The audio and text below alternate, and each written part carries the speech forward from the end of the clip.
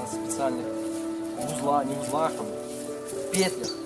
Вона саме, ну, вона не складана, але вона потребує завжди практику, тому що не буде практики, воно не забувається, але не можеш ніяк. Ну, от, навіть запутується до всього, це ж так само стрес.